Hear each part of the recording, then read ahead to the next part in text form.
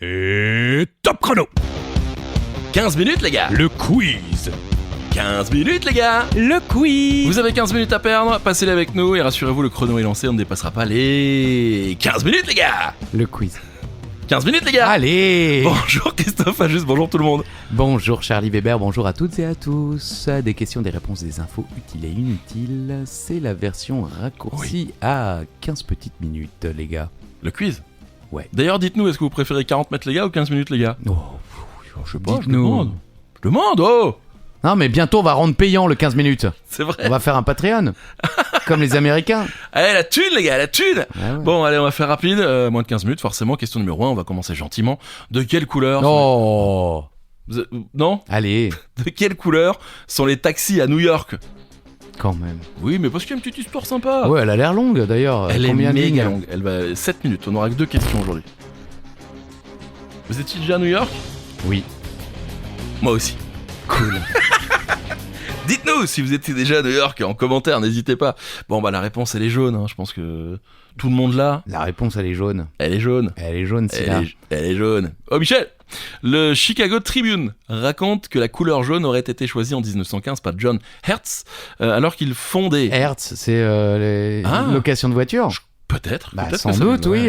Alors qu'il fondait la toute première compagnie de taxi des États-Unis, John Hertz aurait lu dans une étude de l'université de Chicago que le jaune était la couleur la plus facile à repérer de loin. Du coup, son choix se porta sur le jaune et sa compagnie prit d'ailleurs le nom de Yellow Cab Company, la compagnie des taxis jaunes, merci. Le jaune est alors peu à peu devenu la couleur de prédilection des taxis et en 67, une loi décida que le jaune était la couleur obligatoire des taxis. Certains ne sont pas d'accord avec cette histoire, voilà, d'étude, puisqu'elle n'a jamais été retrouvée par des historiens, cette étude. Ah.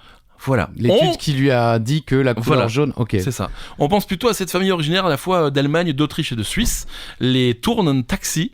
Ils ont inventé les taxis, mais aussi un système de poste. Voilà, originaire du col de Brenner, situé dans les Alpes, il sépare l'Italie et l'Autriche. Et ils avaient fait fortune au Moyen Âge en taxant les voyageurs et les marchandises qui passaient par là. Puis la famille s'est spécialisée dans le transport.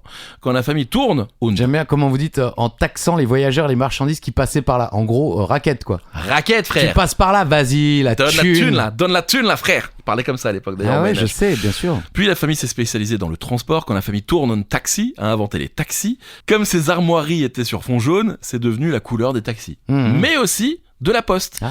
Comme elle avait sur son blason un corps de chasse, il est devenu l'emblème de la Poste dans de nombreux pays. Dans de nombreux pays même. Mhm. Les Turnen Taxi comptent parmi les familles les plus riches du monde. Tout ça parce qu'elle possédait seulement un petit col dans les Alpes et parce qu'elle raquettait les gens. qui Oui, passaient c'est par là. ça, c'est ça finalement.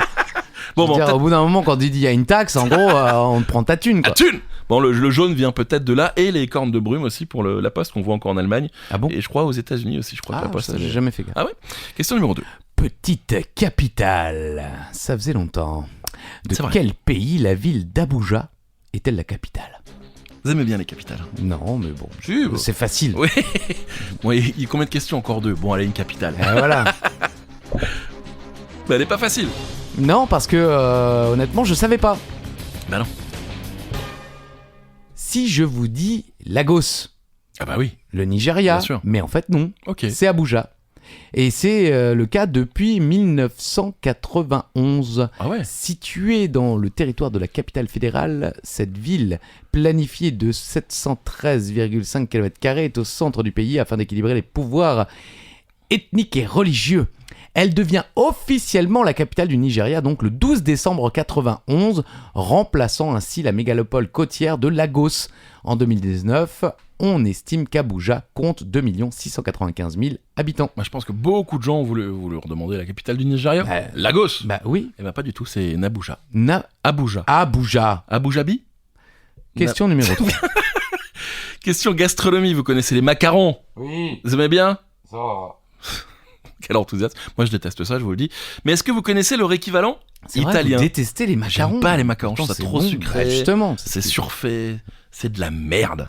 Pardon. Parce que c'est italien. Non. Bah, Non, c'est français, les macarons. certains disent que c'est originaire d'Italie, mais c'est français. Mais justement, quel est leur équivalent italien? Mmh. Quel est le nom des macarons des Italiens? Ok. Vous connaissiez? Non, pas du tout. Ouais, oui, Ça oui. ressemble à un alcool. C'est vrai. À une lettre près, on y est. Bah oui. Mais ah bah oui, si, il y a la même base. on va dire. Non, mais c'est-à-dire que l'alcool, c'est l'amaretto. Oui. Et le Singulier, amaretti, pluriel. Ah. Bah, j'y connais rien, hein, mais Je en pense tout que cas, c'est surtout rapport au fait qu'il y ait des amandes. L'amaretto, c'est du c'est de liqueur l'alcool d'amande. d'amande. Ah bah voilà, mais singulier, pluriel. O singulier, un scénario, pluriel, des scénarii. Un cappuccini. Bah normalement oui. Je crois que ça doit être ça en plus. Bah non, des cappuccini. Moi je pense toujours à paparazzi. Paparazzi c'est le pluriel. Et quand il y en a qu'un, on devrait dire un paparazzo. Ouais. Voilà. Oui, mais c'est vrai, vous avez raison. Et un lavabi, des lavabos. Non, le contraire, un lavabo, des lavabis. Bon, c'est amaretti et pas ok. macaroni. Macaroni. Alors je fais la blague du macaroni parce qu'en fait, au Moyen-Âge, le macaron désignait deux produits différents. Le gâteau, mais aussi un potage avec des éléments en farine qu'on mangeait avec du fromage râpé, de la cannelle et du safran. Mhm. Mélange compliqué. Et qu'on appelait macaroni. Mhm. Voilà, à partir du XVIIIe siècle. D'où la difficulté parfois de savoir à quel produit les sources historiques font référence. Alors le macaron est une miniardise française à l'amande, granuleux et moelleux, à la forme arrondie d'environ 3 à 5 cm de diamètre, dérivé de la meringue. Ok. Les amaretti, ce sont des petits biscuits réalisés à base de sucre, de blanc d'œuf, d'amandes douces et d'amandes amères, que l'on remplace parfois par des noyaux d'apricots selon la recette. On peut trouver des amaretti dans pratiquement toutes les régions d'Italie et s'apparente au macaron. Voilà, en fait, en gros, un amaretti, c'est un macaron, mais entier. C'est-à-dire que les macarons, c'est deux petits macarons qui Oui. sont collés, et les amaretti, c'est un gros macaron. Voilà. Très bien. Mais certains disent que les amaretti étaient là avant les macarons. Après, je laisse le débat. Question numéro 4. Je n'ai jamais regardé un seul épisode de Danse avec les stars, mais je n'en ai jamais autant entendu parler de ma vie que cette année. Si Natacha Saint-Pierre a gagné la compétition à la télévision, savez-vous qui a remporté la version internet du programme ? Ah, j'ai vu passer ça. Mais vous saviez que c'était lui ? Bien sûr. Ah ok. Moi, je le follow, je regarde des fois un petit peu sur Twitch. Voilà. Ouais, je l'aime bien. Non, j'aime bien. Je connais pas. Ah ouais ? Non, maintenant je sais plus ou moins qu'il existe, mais enfin... Non, j'aime bien. C'est un mec cool. Cool. Ouais, il est cool. Je crois qu'il connaît C'est bien. Domingo. Ouais. Le 1er mars 2024, le vidéaste web Michou, finaliste de la saison 11 du programme, annonce que l'émission de danse aura droit à un spin-off composé de créateurs de contenu, des vidéastes et des streamers, qui danseront avec des danseurs professionnels de Danse avec les stars devant le même jury que le programme original. Mhm. Michou et Dwagby, je sais pas si on prononce ou Dwabi, Je sais pas. je sais pas comment on prononce, présenteront l'émission intitulée Danse avec les stars d'Internet, Mhm. parfois identifiée par l'acronyme DALSI. Dalcy. Dalsy, si vous voulez. Oui. Oui, comme on dit Dals, Dals, oui, pour bah, Danse je avec les pense, stars, je oui. pense. Qui durera le temps de 3 primes. L'émission sera diffusée sur sa chaîne Twitch et disponible en replay sur TF1+. Le 9 mars, lors du premier prime, Michou annonce que le rappeur Kershak rejoindra l'émission pour une performance spéciale accompagnée de Carlison. Enfin voilà, bref, on ne sait pas qui c'est. Le 29 mars, la compétition est remportée. Je sais pas pourquoi ils ont rajouté ça, qu'est-ce qu'on en a. Il est connu, Kershak ? Peut-être. On l'embrasse, On hein. l'embrasse fort. Et Calisson. Guasdoué. Bah oui, Calisson Gazdoué. Ok. Je sais pas. Désolé pour Mais vous. on l'embrasse. ouais, non, vraiment. mais ils sont plus connus que nous, c'est Très certain. certainement, ouais. Évidemment, mais malheureusement, nous on ne les connaît pas et eux ne nous connaissent pas, donc c'est Certainement. réciproque. Voilà. Le 29 mars, la compétition est donc remportée par le streamer, vidéaste, web et animateur Domingo, aux côtés de la danseuse Inès Van Damme. Eh oui. Et sinon, il y a Le donc classement. Domingo premier, Ok. Natou. Ah, Natou, bien sûr. En deuxième, J'adore Natou. mettez-moi le truc encore plus loin, encore plus petit, comme ça je suis sûr de pouvoir bien lire. Ouais, attendez, je vais vous mettre en place. Gaël Garcia Diaz Bien sûr, en Gaël troisième, Bagheera Jones quatrième et cinquième ex aequo, Le Bouzeux et Nicotine. Ou Nicotine, certainement. Non mais voilà, j'ai pas voulu faire de la promotion. Quoi. Franchement, alors j'ai vu Natou et Domingo, mais je savais pas que Gaël Garcia Diaz ou Bagheera pas Jones, qui c'est c'est. le. Ah oui. Non. Bon, bah écoutez, je connais un petit peu Bah vous êtes, oui, vous êtes intégré dans le monde. de l'influence. Allez, question numéro 5. Instagram, quoi. Question numéro 5. Dans la série Mon oncle Charlie, Oui. quel acteur a remplacé Charlie Mais Sheen? on l'a déjà posé Non, cette question aussi. c'était dans l'autre évidemment. sens, je crois. Je crois que c'était dans l'autre sens. Oh là Non, là. je vous assure que j'ai vérifié. Mais vous vérifiez tout pour Mais oui. n'avoir aucune réponse, alors Oui. allez-y. Quel acteur a remplacé Charlie Oui, Sheen oui, dans le oui. rôle principal à partir de la saison de la série? Bon, Charlie Sheen jouait l'oncle Charlie. Au bout de la 9ème saison, ça a changé, c'est devenu quelqu'un d'autre. Ah oui, je me souviens parce que vous n'arriviez même pas à prononcer son nom. Je vous assure que j'ai regardé, hein. Ok. Vraiment. Bon, c'est Ashton Kutcher. Bah oui, pas très inspiré quand même, là, pour le coup. Quoi ? Vous nous avez habitués à des meilleures questions, Charles. Mais j'ai de bonnes infos. Allez. Et voilà.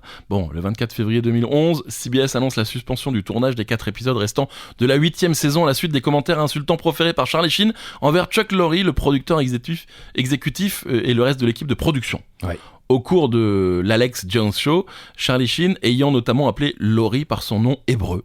CBS justifiera l'annulation du tournage en invoquant la conduite, l'état de santé et les commentaires de Charlie Sheen contre Chuck Lorre et l'équipe de production. Le 7 mars 2011, Warner Bros. Annonce avoir mis fin au contrat de Charlie Sheen à la suite de ses abus de drogue, comme dans la série, et d'alcool, et ses déclarations de plus en plus farfelues, entre guillemets, dans la presse, osant contester la version officielle des attentats du 11 septembre 2001. Oui, à l'époque, en 2011, elle était en chute libre totale. Voilà. Ah oui. Je veux dire, il n'y avait pas une journée où Charlie Sheen n'était pas arrêté, vu C'est en ça. compagnie de prostituées, défoncé dans des bars. Comme dans la série. Oui, Bah non, pire oui, que oui, dans la série. pire quand que dans même. la Et donc le 13 mai 2011, tout ça s'est joué très vite, en à peu près un mois, CBS annonce que le remplaçant de Charlie Sheen est Ashton Kutcher, révélé par la sitcom bien sûr That 70's Show. Quelques anecdotes sur les acteurs. John Cryer, celui qui joue Alan, donc Oui. le frère de Charlie Sheen, Oui. avait déjà joué avec Charlie Sheen dans le film Hot Shot, tandis que Ryan Stiles, le nouveau mari de la femme d'Alan, je sais pas si vous voyez le grand blond, Oui, oui. a joué dans Hot Shot 2. Ok. Également avec Charlie Sheen. John Cryer, Alan, devait d'ailleurs remplacer Michael J. Fox dans Spin City. Ok. Je savais pas, mais, Et c'est Charlie Sheen bah, qui le exactement, remplace c'est au bout Charlie du Sheen qui a eu compte. le rôle. Très bonne Et il a- série, Spin City. Très bien. Et il a également failli jouer Chandler Bing dans Friends, mais c'est finalement Matthew Perry qui a été pris. Dommage, il est passé pas loin d'une très très grosse... Bon, il a fait Alan dans l'une des séries les plus en vue de l'histoire de la télé Oui. américaine. Bah, c'est pas Friends Charlie non plus. Sheen, oui, mais aux États-Unis, Charlie Sheen a quand même été l'acteur le mieux payé de l'histoire de la télévision grâce à cette série, donc j'imagine que son salaire n'était pas équivalent, mais devait pas être loin. Ok, c'est Il n'y avait pas la même solidarité que dans Friends. Non. Je veux dire, il n'avait pas le même salaire que Charlie Sheen, mais bon, il a quand même. Bon, il a fait une Ça bonne va. carrière, bien sûr, mais quand on me dit qu'il a failli jouer le rôle de Chandler Bing, ça me fait bizarre. Question numéro 6, c'est la dernière déjà. Vous avez forcément vu passer l'info, voire même les vidéos sur le net. Un portail vidéo a été installé dans 2 villes du monde afin de permettre à leurs habitants de se voir en direct. Évidemment, ça a dégénéré, mais avant d'entrer dans les détails, vous vous souvenez des villes concernées? Oui, bien sûr. L'idée est très bonne. Elle est pas neuve, hein? Ah ouais, il l'avait oui, déjà fait, ouais. exactement. Ouais, c'est vrai. Mais bon, 2 très belles villes. Voilà, mais bon, ça...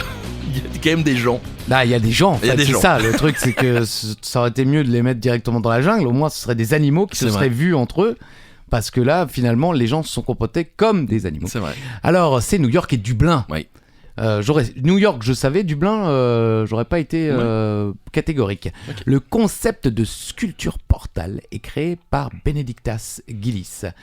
Le premier à être dévoilé, le portail reliant Vilnius, tristement célèbre en France, à Lublin, en Pologne, donc Vilnius en Lituanie, le 26 mai 2021. Fort de son succès, il est confirmé en mars 2024 que d'ici le printemps, Dublin et New York seraient les prochaines villes à les accueillir. Le mercredi 8 mai 2024, les portails sont officiellement dévoilés dans leurs villes respectives, celui de New York étant installé sur le Flatiron South Public Plaza au niveau de la 23e rue, Ok. de la 5e avenue et de Broadway à côté de Flatiron Building, tandis que celui de Dublin est installé sur O'Connell Street. Dans un communiqué publié le même jour, Gillis précise qu'ils ne resteront en place que jusqu'à l'automne. Hein, pas Oui. tout à fait. Enfin, ils sont toujours en place pour le coup. Oui. Pour l'inauguration, les visiteurs des 2 villes ont brandi des pancartes pour se saluer, tandis que des danseurs du côté new-yorkais exécutaient un numéro. Le lundi 13 mai, les écrans vidéo reliant les 2 villes sont temporairement éteints, donc ça a tenu 5 jours. C'est bien. C'est ouvert le 8, c'est le 13, on arrête.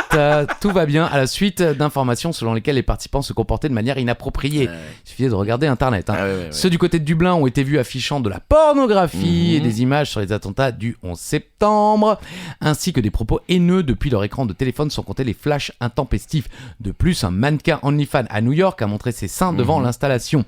Le portail côté Dublin a finalement été coupé et interdit d'accès le 14 mai, le conseil municipal de la ville ayant déclaré que les autorités avaient constaté qu'une très petite minorité adoptait un comportement inapproprié et que les concepteurs de l'œuvre réfléchissaient à des solutions techniques pour y remédier. Voilà, ils ne sont pas définitivement désinstallés, mais ils vont essayer de... ils vont mettre une sécurité, quoi. Je suis pas sûr qu'il se réouvre. Mais honnêtement, ça aurait été quand même beaucoup moins... Enfin, ça aurait été peut-être plus amusant de placer un truc comme ça au milieu de la jungle Oui, c'est vrai. et d'une grande ville. Ah oui, pour voir. Ouais, Ah oui, les c'est vrai, gens c'est vrai. peuvent voir ce qui se passe à tout moment dans la jungle, et puis tout d'un coup, il y a un éléphant qui passe, Ah oui, ou comme ça, un ouais. singe, et qui regarde, vrai. et dit putain, mais c'est quoi ces gars? Attention Christophe, on arrive bientôt à 15 minutes. Oh purée, Ouais. pardon, bonne fin de journée à toutes et à tous, c'était 15 minutes les gars. Le quiz. On vous embrasse fort. Et on se retrouve peut-être pas la semaine prochaine et peut-être pas la semaine Un d'après, jour. mais bientôt en tout cas. Merci pour tout, bisous.